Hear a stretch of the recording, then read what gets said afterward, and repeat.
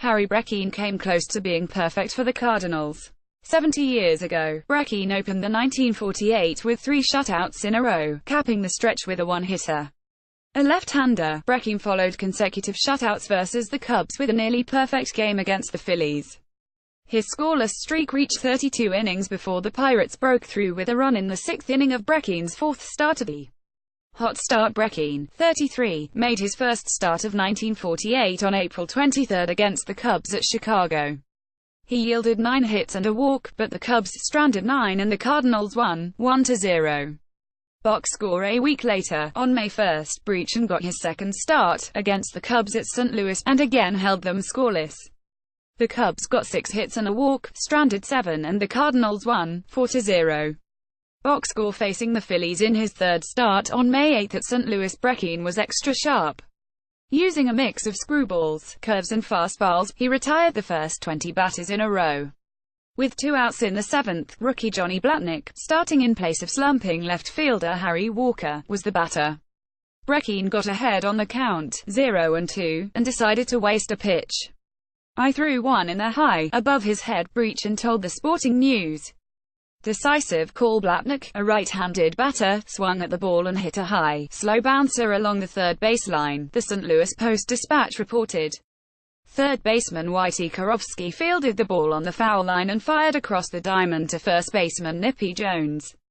"I thought I made a good throw," Karofsky said. First base umpire Babe Pinelli called Blatnick safe, an infield single that ended Brecheen's bid to pitch the first perfect game in the big leagues since Charlie Robertson of the White Sox did it against the Tigers in 1922.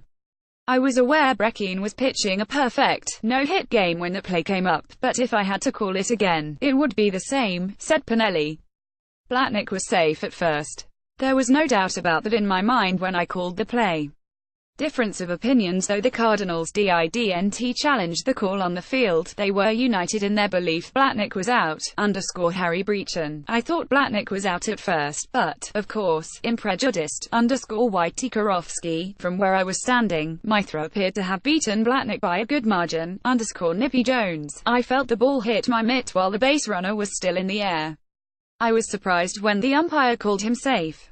In fact, I didn't think the play was even close." Eddie Dyer, Cardinals manager, Jones was positive in his statement when he told me Karofsky's throw had the runner by a good half step. Red Schoendienst, Cardinals second baseman, "I was satisfied the base runner was out."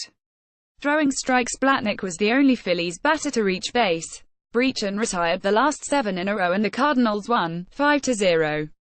Box score. Brecheen exhibited pinpoint control. Richie Ashburn was the only Phillies batter who worked a count to 3-2, and he struck out. After the game, Pinelli met Brecheen in a runway leading from the Cardinals dugout to the locker room and consoled the pitcher on missing out on a perfect performance, according to the Sporting News. A week later, on May 15 at St. Louis, Brecheen made his 4th start, against the Pirates, and held them scoreless until, with 2 outs in the 6th, Frankie Gustine singled and scored on Johnny Hop's triple. Brecheen pitched a complete game and got the win in an 8-3 Cardinals victory.